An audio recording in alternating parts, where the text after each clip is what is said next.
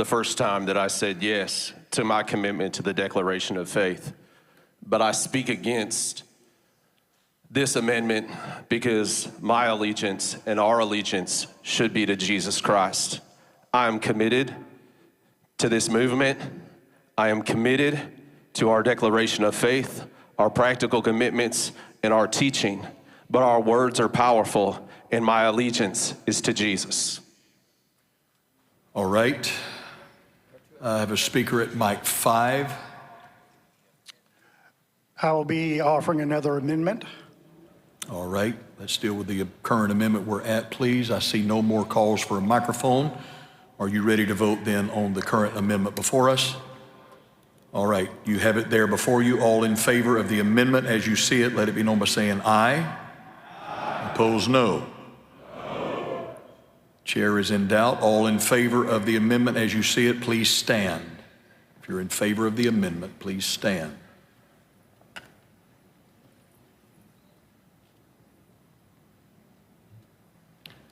You may be seated. Those opposed to the amendment, please stand.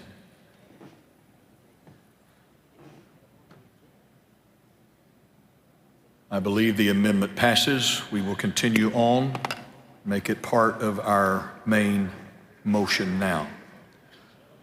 Let's go to microphone 5 again. Yes, Tim. Did I hear a division of the House? All right. Did I hear a division of the House? I did. All right. Do you have your keypads there? Okay, some do, some don't. Sergeant at Arms, please, as quickly as you can, move to place. I believe this is the first division of the House we've had this week. I'll need the technicians to inform the chair when we're ready to do this. I'm assuming this will require voter validation, and then we will need to set up to press yes or no or 1 or 2 or whatever. So please inform me.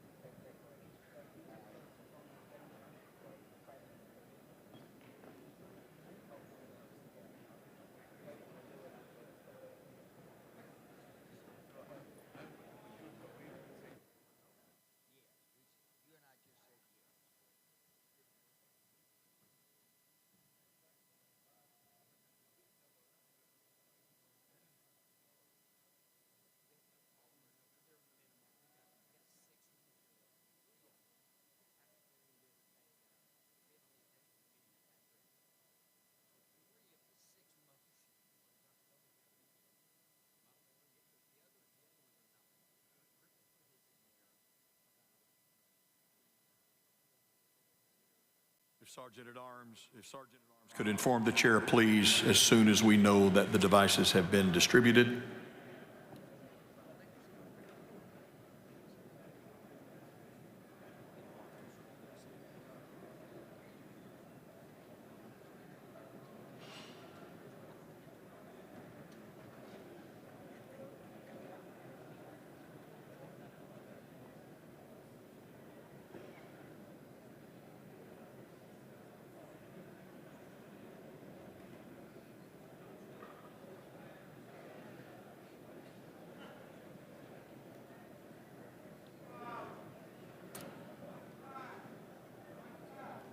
Gentlemen, if we could just stay in order, please. Thank you so much. Thank you so much. Why don't you lean over and smile at somebody and tell them, I'm praying for that guy standing right up there. Thank you. I receive it.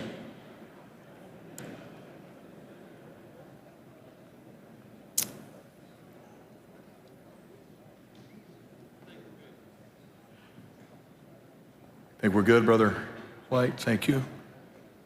Sergeant at Arms, give me a thumbs up in every section. Give me a thumbs up. All right. Let's see if we can wake up these keypads. They've been asleep for an entire day. We will have to go through voter validation, and then I will walk you through the vote itself. All right, let's see if we can wake these up. If the keypad is not displaying, press the power button in the lower right. This is voter validation now. Key in your 5-digit personal ministerial ID number and visually verify its accuracy. Press the send key to confirm, or the delete key to clear and re-enter your number.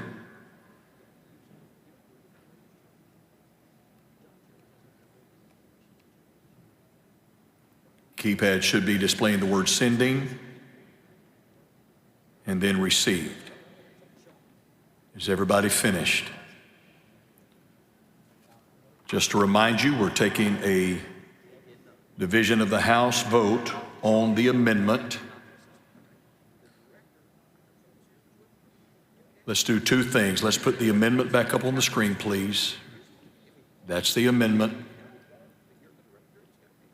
Striking the portion there at line 3 and then adding the word that begins with fidelity, or the phrase that begins with fidelity and ends with Church of God.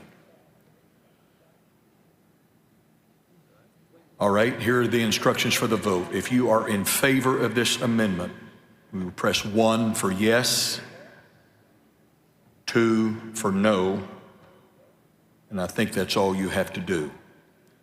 I don't think you have to send or enter. Let me make sure that is right. It's just either 1 or 2. When you do that, that will take care of it.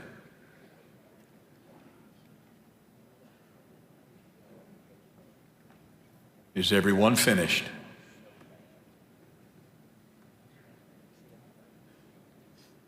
Let me ask one more time. Is everyone finished? Okay. Is there a problem with the equipment?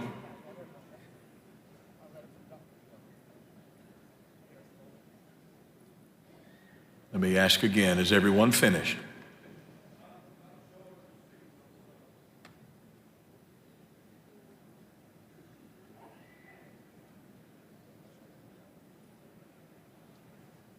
Can the Sergeant at Arms check the equipment, please? Are we okay? Just to be sure, is everyone finished? All right, we've got thumbs up. We will call that vote closed. Let's wait for the report of the teller committee, and then we will move on in our discussion, hopefully.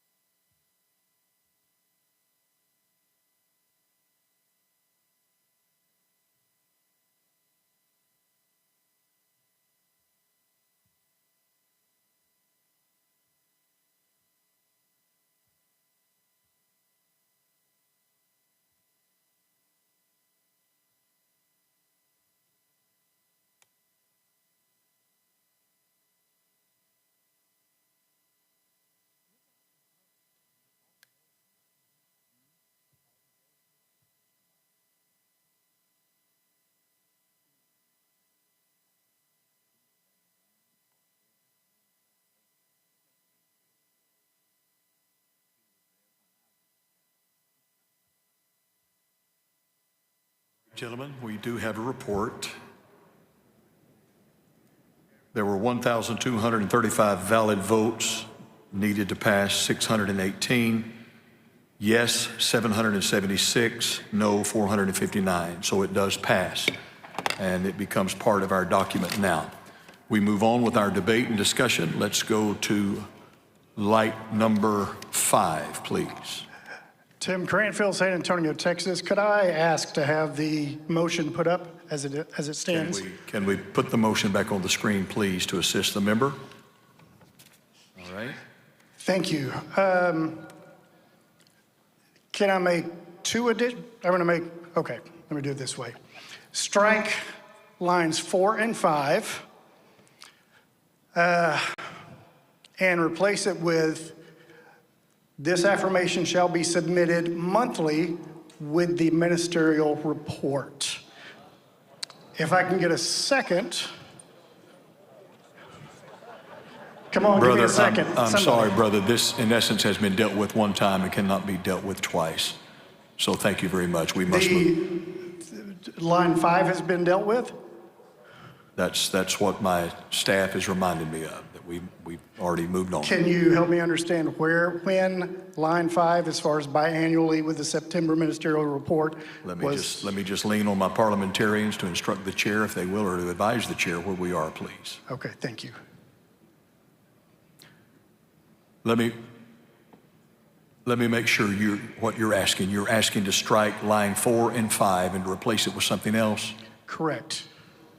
All right, he is asking to strike line 4 and 5 and replace it. This be done monthly? Correct. Okay. The practical consideration being, can be added to our monthly reports as a checkbox. Can the chair just assist you? If that's your intention, would you consider striking the word biennially and putting the word in there monthly? It would have to be biannually with the September would have to be struck. And then monthly ministerial report. Then we could, there is a point of order. State your point of order. Texas Bishop, I don't believe that the member rose and declared he wanted to make an amendment. I did. That was a point of order well taken. I do not recall hearing that. I rise to make an amendment. You did ask to see it on the screen, but I'm just trying to be helpful and get us through. That's all right. I'm going to be very lenient. You wish to make an amendment, Yes, sir. and your amendment was to strike biennially with the September report. Right, and insert submitted monthly with the ministerial report. All right. Thank you. I'm going to accept that. Is there a second? Thank Really? you. I do not hear a second, brother. Thank you. We must move on. Thank you. Thank you.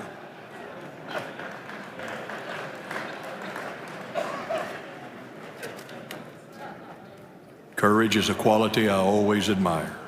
Very nice. Very good. All right, we move on. Microphone 3, please. Thank you, Mr. Moderator. Thad Stubblefield, Beaufort, South Carolina. I, too, am a little off with the word allegiance, but I stand with everything else up here. I stand by our declaration of faith, our doctrinal commitments, and our practical commitments. Those are not up for debate. That being said, I would like to make an amendment. Let's hear the amendment, please, and the location. Can we strike the word allegiance and replace it with the word commitment? Just state your amendment, brother. You mean read it in the sentence? You want to strike The word allegiance allegiance. and replace it with the word commitment. All right, is there a second? Second. There is a second. You wish to speak further? I think it speaks for itself. All right. All right. We're speaking now to this amendment. You're ready to vote. I see no call for a microphone. All in favor of the amendment, let it be known by saying aye. Aye. Opposed, no. The amendment carries. We make it part of the main item. Let's go to speaker at mic 7. John Morgan, Jacksonville, Florida. I'd like to amend, if I could see it again, so I could get the line, the one that we've just done, so I All could right, tell you the line. Let's replace it on the screen. Thank you. I wish just in this, right after we have just amended, I wish to strike the words declaration of faith, so it would simply say this affirmation. I think it flows better. We've already said what we're going to commit and give our allegiance to: declaration of faith, doctrinal commitments, practical commitments of the Church of God. This affirmation shall be submitted biennially. All right, Just to is there a strike second those to words. This amendment? There is a second. Anyone wish to speak to it? Let's go to microphone 5. Are you speaking to the amendment? Yes, sir. I think it's a good amendment. I couldn't do it the first time, and I like the word commitment, so let the church roll on. Thank you. Speaker at mic 6, are you speaking to the amendment? No, sir. All right. I see no other call for a microphone. Are you ready to vote on this amendment? All in favor of the amendment, let it be known by saying aye. Aye. Opposed, no. The amendment carries. Let's move back to the main item. Speaker at mic 6. Dave Webb, Virginia. Move to previous question, all business before the House. All right. I believe there are no other microphones, so we can certainly take a vote. I believe you're ready. Let's just make it formal. All in favor of previous question, let me know by saying aye. Aye. Opposed, no, and it is done. All right. You have, hallelujah. Sort of sounded biblical when I said that, didn't it? All in favor of the item as you see it now and amended, let it be known by saying aye. Aye. Opposed, no. The item carries. Let's move now to item number 8, qualifications for state overseers.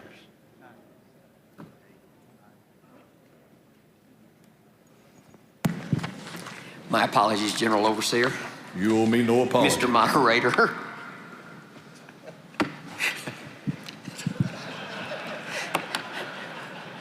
Spirit of Philip Bonaparte's come on me.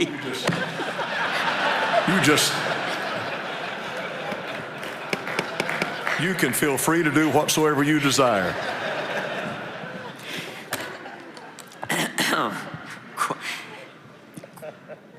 Qualifications for state overseers.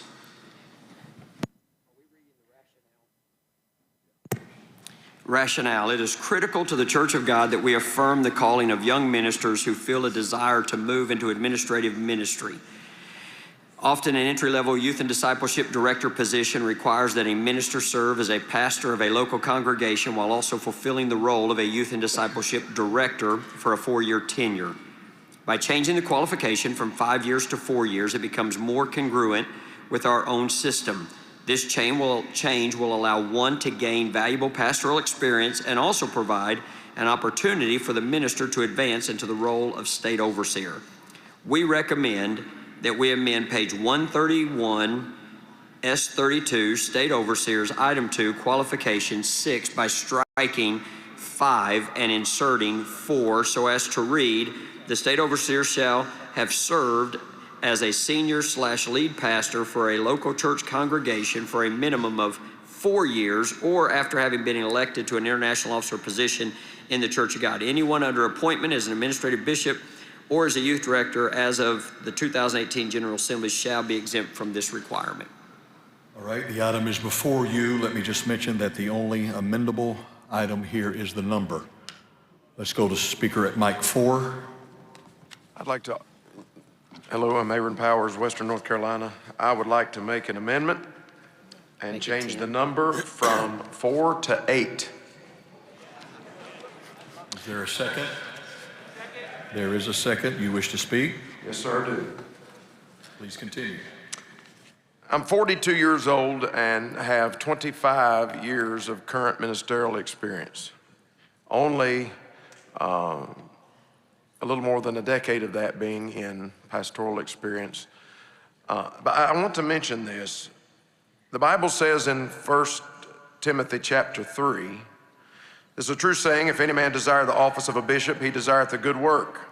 A bishop must be blameless, the husband of one wife, vigilant, sober, good behavior, given to hospitality, apt to preach, or apt to teach. And then it goes down to verse 6, and it says, not a novice, lest being lifted up with pride, he fall into condemnation of the devil. I may disqualify myself with this very motion that I'm our amendment, but I feel that it's necessary for men who are not a novice to be our administrative bishops. And secondly, there is already a route in this minutes that gives a man who has not been a pastor a role into the office of administrative bishop. I'm sorry, but if you're going to pastor pastors, you need to be a pastor. All right, Thank you've you. heard the amendment. We're speaking to the amendment. Let's go to speaker at microphone 10. Are you speaking to the amendment? I'm happy to speak for the amendment. All right, please continue. David Chidas, St. Joseph, Missouri.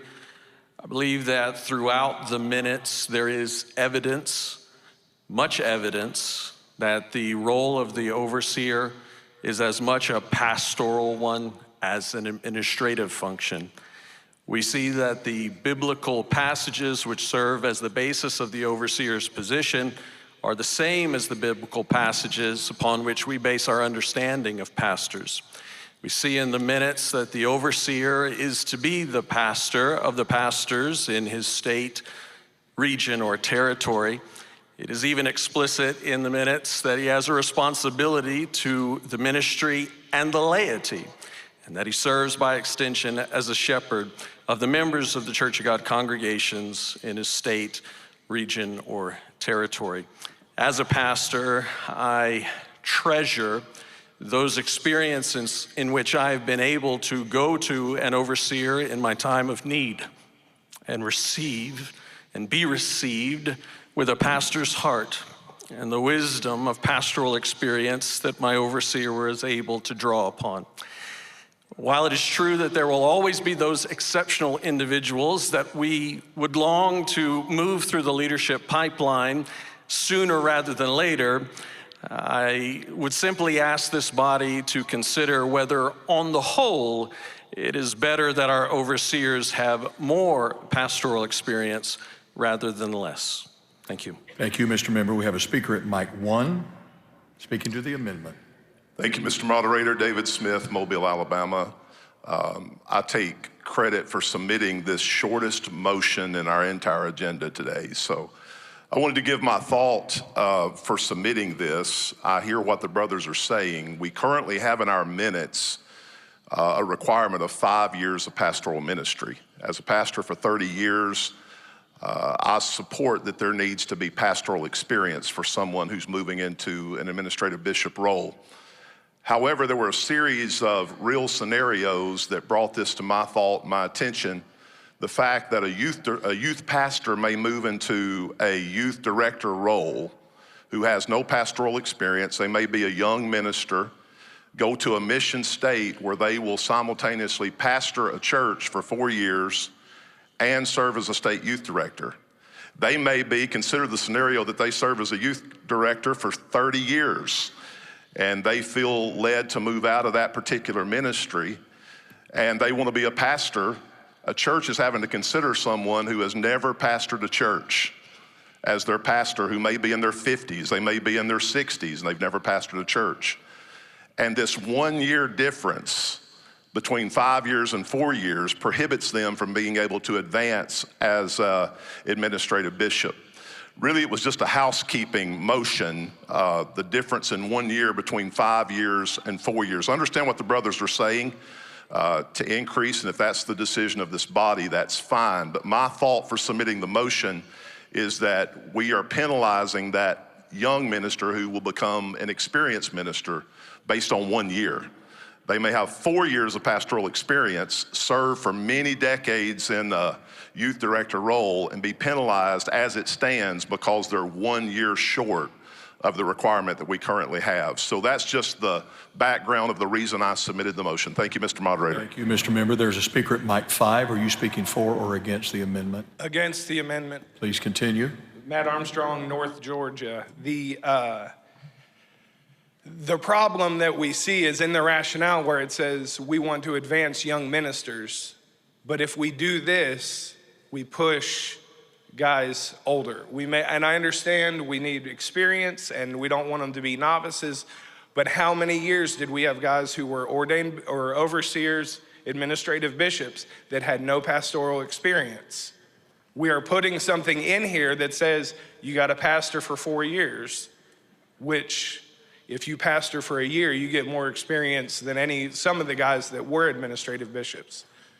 So expanding that, making that longer for a guy who's called to administrative leadership, making him pastor a church for 8 years, I don't believe helps or goes with what we're trying to put in here.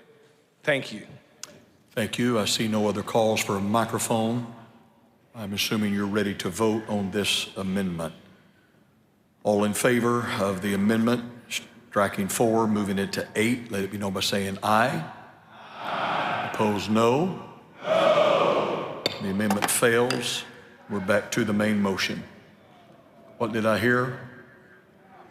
I heard division of the House. Please take your keypads, please. Let's try it. Go. Let's state your point of order. Let's try that. All in favor of the amendment, striking 4, becoming 8. You're in favor of this. Let it be known by standing.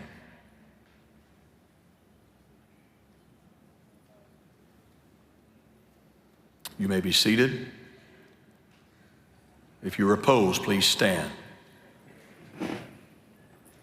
The amendment fails. Let's move on in our debate, please. Back to the main motion. Ready to vote? There is no call for a mic. Let's take a vote. All in favor of the motion, let it be known by saying aye. Aye. Opposed, no. And it carries. Let's move to item number 9, State Overseer's Duties and Authorities.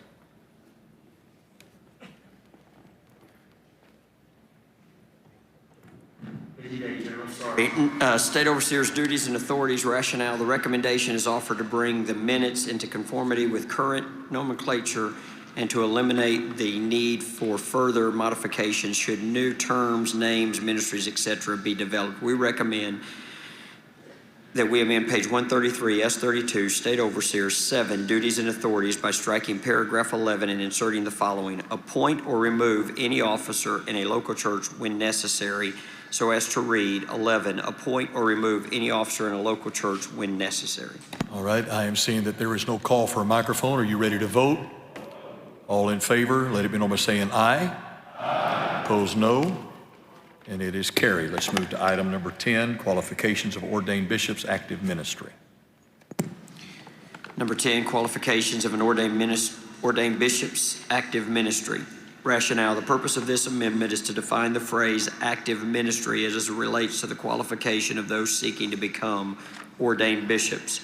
We recommend that we amend page 104, S22, ordained bishop 2, qualifications of ordained bishops, item 2, by adding the following as a final parenthetical sentence. For this item, active ministry shall be defined as the number of years one has held ministerial credentials, so as to read: an applicant for ordination as bishop may be ordained when he is 25 years of age, provided he has at least 8 years of active ministry and he has 3 years of active ministry, or he has 3 years of active ministry accompanied by a ministry-related degree or its equivalency from an accredited institution, or one certified by the Church of God Division of Education, or when he is 30 years of age, provided he has at least 5 years of active ministry, if he is otherwise qualified. In those cases in which a ministerial applicant has had verifiable active ministerial experience prior to receiving credentials, exceptions to the age qualifications can be made upon recommendation by the ministerial applicant's administrative bishop and with the approval of the executive council. For this item, active ministry shall be defined as the number of years one has held ministerial credentials. All right, the item is before you. There is a speaker at mic 4. Mr. Chairman, Raymond Beard, State of Alaska. I move to offer a substitute motion that should accomplish the intent of the originators without creating the legal drafting error that will be created if we adopt the main motion. All right, let's hear the substitute motion. It's rather lengthy. I've sent a written copy to the motions committee. And if I receive a second, I'll speak towards it. Do we happen to have it in our, okay, give us a moment to pull it up. Go ahead and quote it, say it, and then we'll be catching up with you.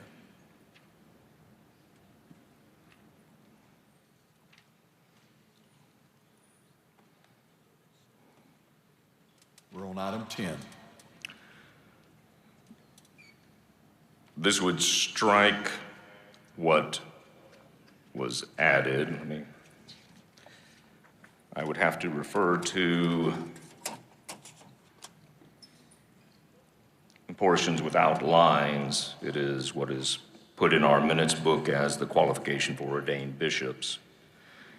It would read, an applicant for ordination as bishop may be obtained when he is 25 years of age, provided he has held ministerial credentials for at least 8 years, or he has held ministerial credentials for at least 3 years, accompanied by a ministry related to... Mr. Member, pardon me for interrupting you, but the situation we're in, you can only amend for today what is in red, and that's the only thing being proposed that's amendable at this time.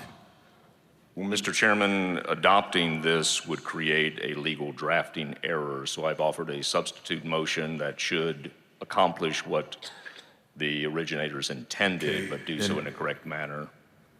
You can amend what's already been adopted for the minutes. I would suggest that you make your proposal to the Motions Committee. I think you alluded to that a moment ago. So yes, I have submitted a written copy. With your blessing, we will just let it follow that course, okay?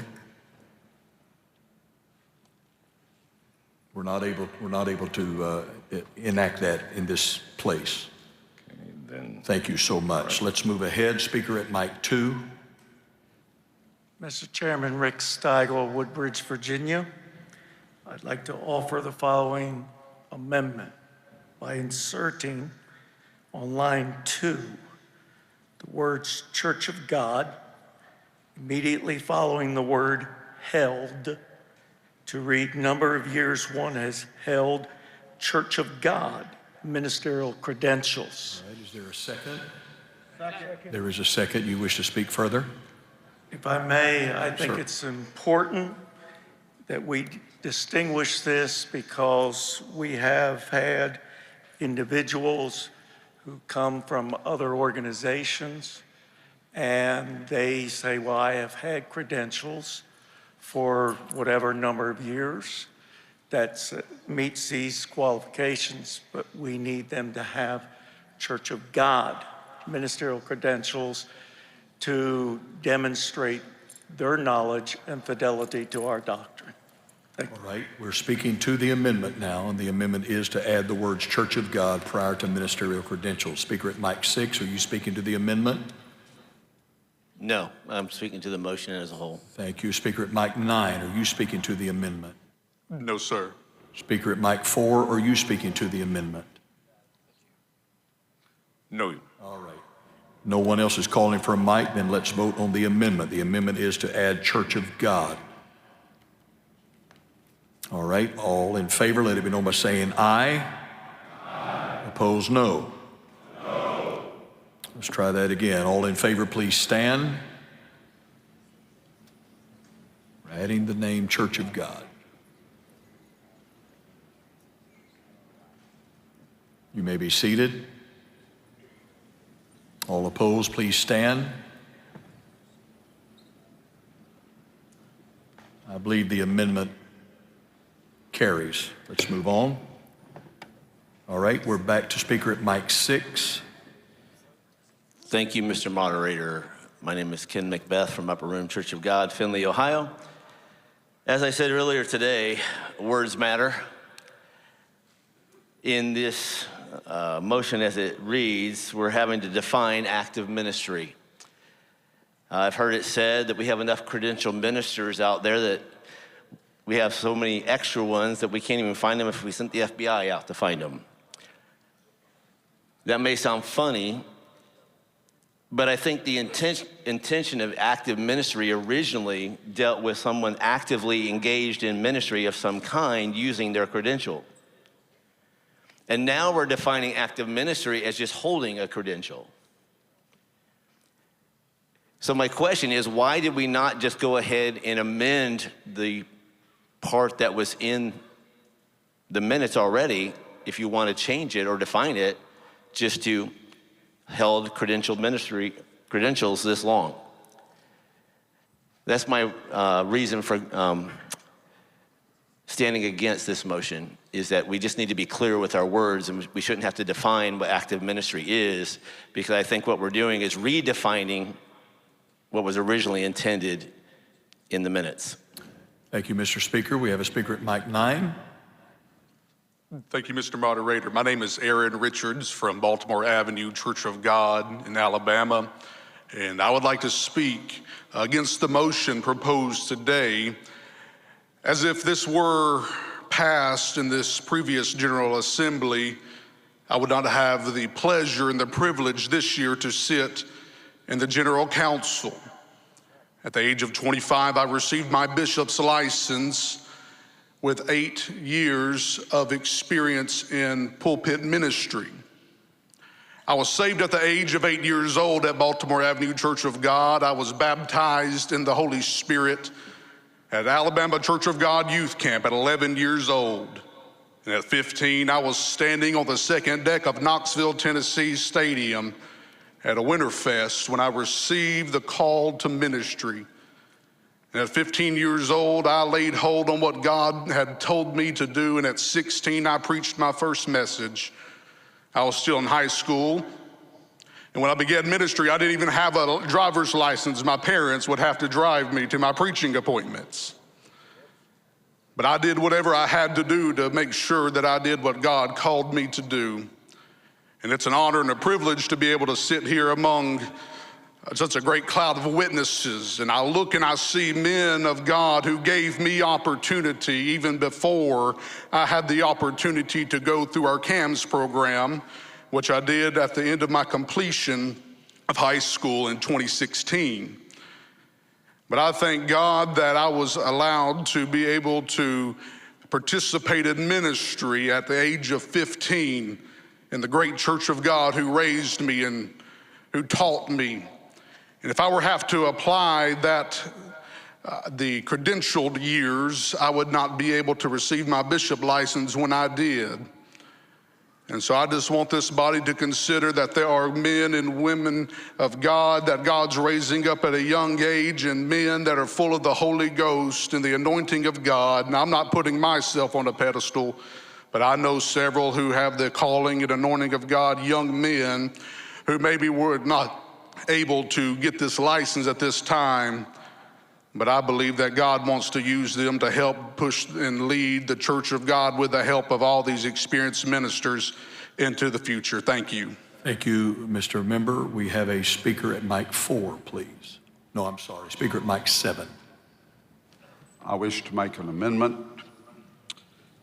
That amendment being that where it says Church of God or ministerial credentials from fraternal organizations recognized by the Church of God. All right, is there a second? There is a second, go ahead. We have experienced our fraternal brothers in this meeting this week. Are we to say to them, you have to go through a 7-year credentials with us only and not recognize what they have done? I came into this church 17 as an ordained Free Will Baptist preacher. At that time, the Free Will Baptists were part of the National Association of Evangelicals. While I was at Lee, I went through licensing and was not exhorted, but I became a licensed minister. Had I been 25 years old, I would have been allowed to take the test and become an ordained minister, but I had to wait the years till I became 25. We are talking about young men. We're talking about men coming into the Church of God. We're talking about opening the doors for young men.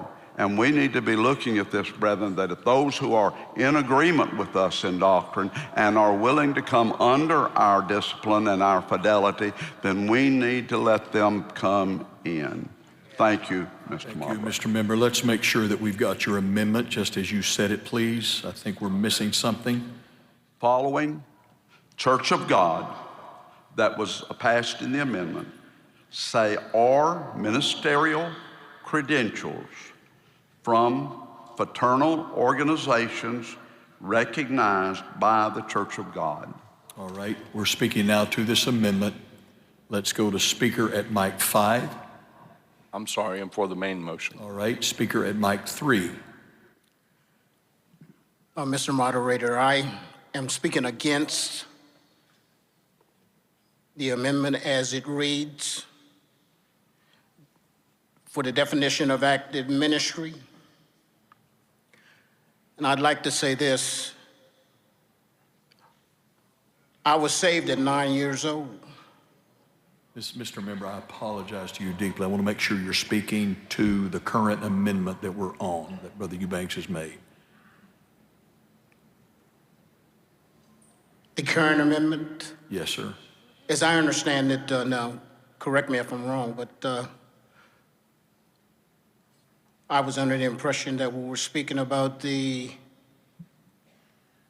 terminology. At least I heard the last brother speak about it. The current amendment is Church of God was already there, or minister or credentials from fraternal organizations recognized by the Church of God. That's what we're speaking to at the moment. Are you speaking to that? Yes. Okay, please. And I'm speaking against that. All right. And I wanted to go back to where the time frame that we're trying to get across, from the credentials being from other organizations, et cetera, et cetera. Back in the day, when we were called to ministry, of course now things have changed somewhat, but when we felt called, when the pastor saw the potential when we did not even know about ministry, but we were raised under the Spirit in the church, and knowing that there was something different about us being called and wanting to be in ministry. State your point of order.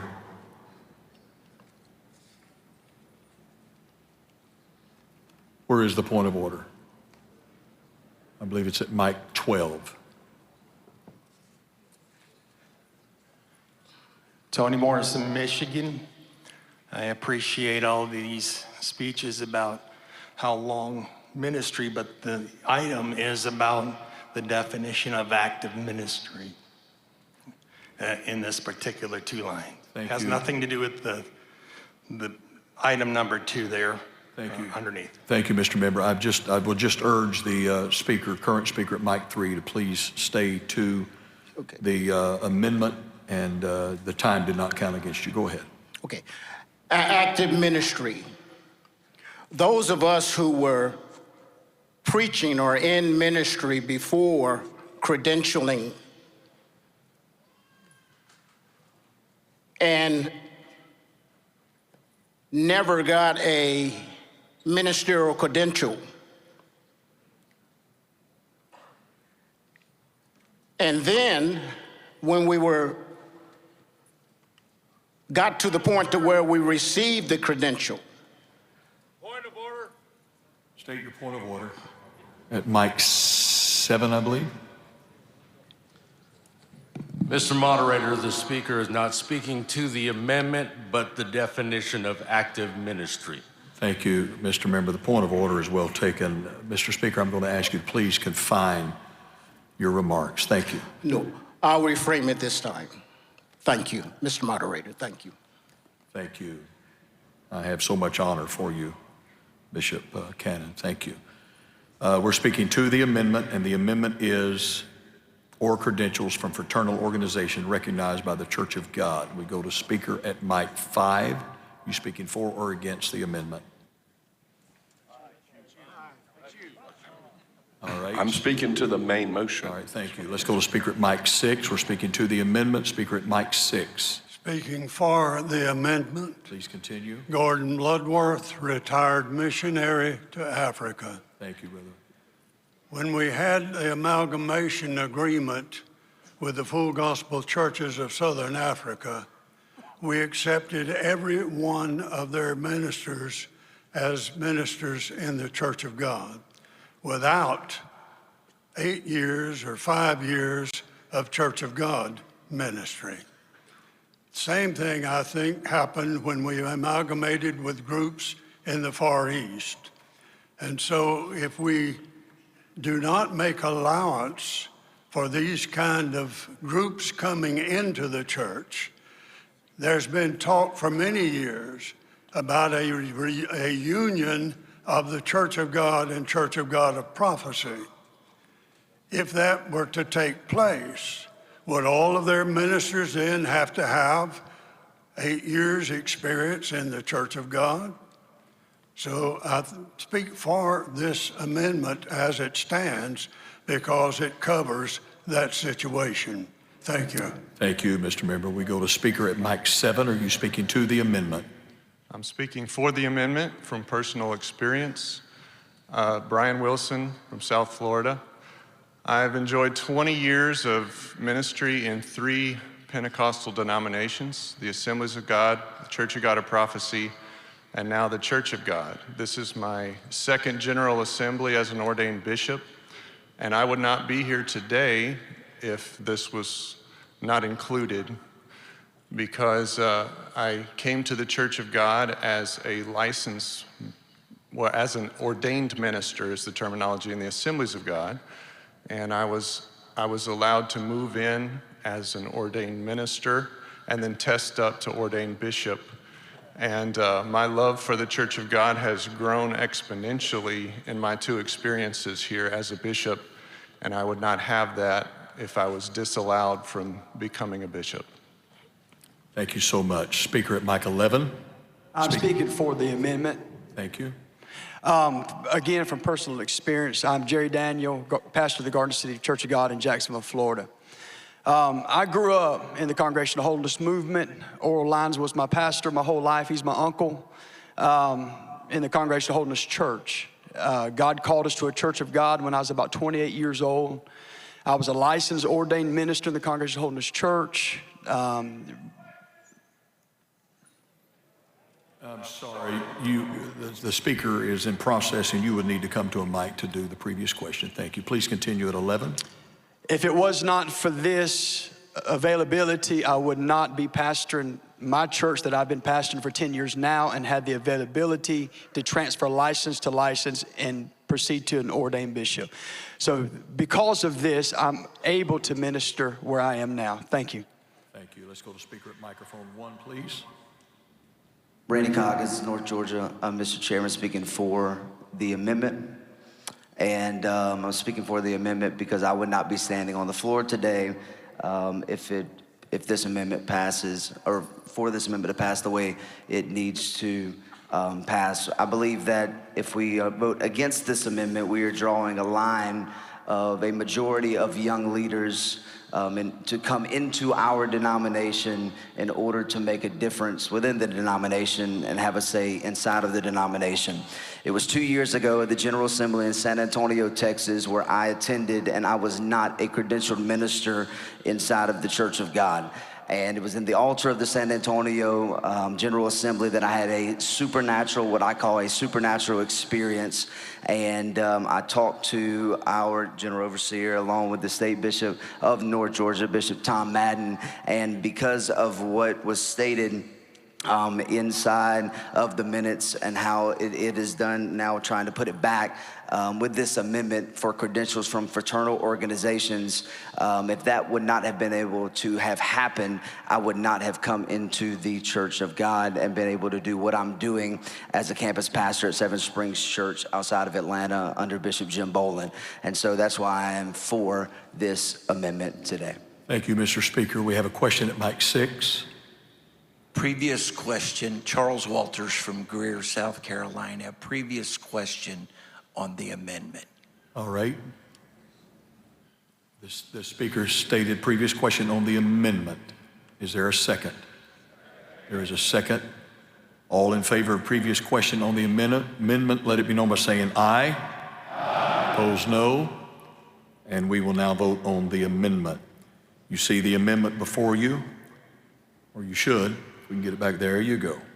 Or credentials from fraternal organizations recognized by the Church of God. That is the amendment. All in favor of the amendment as you see it, let it be known by saying aye. Aye. Opposed, no. And the amendment carries. It is now part of the main motion. We're back to the main motion. You're ready to vote? Here, all right.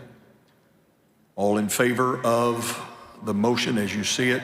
I hear a point of order. State your point of order.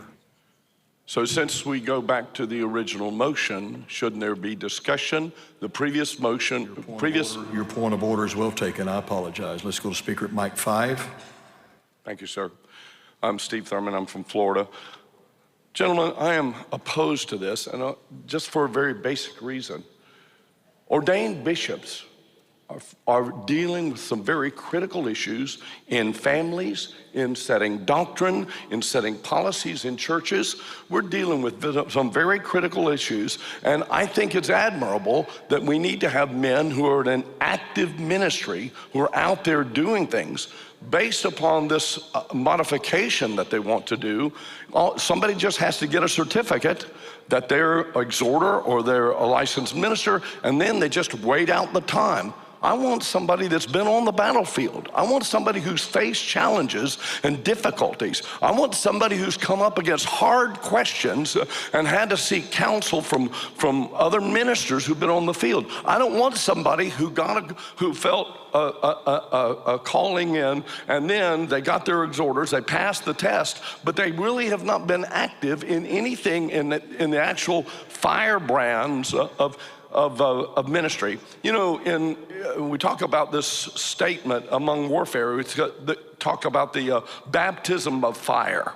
You know what that means? That means you've been out there where the bullets are flying. You've been out there where your life is on the line. You've been out there where there are critical issues. I don't want somebody out there fighting in that kind of crises, and they've not been on the battlefield. To me, it doesn't make any sense, especially if we look at ordained bishops are going to come to this floor and determine polity and doctrine that's going to affect millions of lives around the world. Why do we want to endorse that somebody who just filled out, was able to take the test, was able to pass through the personal interview, but is not active in ministry? I don't want them that place, not only for our sakes, but also for their sakes. If they're decent and good people, then let them fight through the battles and come out. Let me just point this out. You know how God trained David?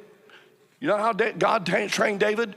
He put him out from Saul's household, put him out where he had to fend for his life. He had to learn his own reliance on God. That's where we come up with some of the most wonderful psalms.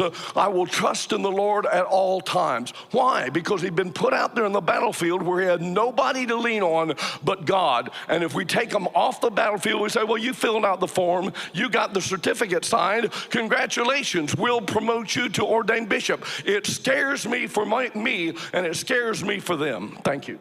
Thank you, Mr. Speaker. We have a speaker at mic 1. Billy Humphrey, Baltimore, Maryland. I'd like to move previous question on all business before the House. Previous question has been ordered. Is there a second? All in favor of previous question, let it be known by saying aye. Aye. Opposed, no. Previous question carries. We move now to item number 10, as has been discussed and amended.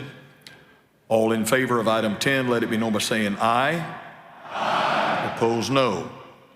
Item 10 carries. Gentlemen, could we stand, please? We're approaching time for adjournment. Let me commend you on a wonderful, mammoth amount of work that you've done today. And let me remind you to please be with us tonight. One of our highlight services of every General Assembly is a service where we focus on Church of God World Missions. I hope that you will be here tonight. Thank you so much. Thank you. The resolutions, if you'd like to study the resolutions that will be presented tomorrow, they have been posted on GA24.org. GA24.org. You can review the resolutions. In the meantime, let me ask you to leave your keypads in your seats. Leave your keypads in your seats. They will be collected by the Sergeant at Arms. Thank you so much. Good afternoon. We'll see you tonight.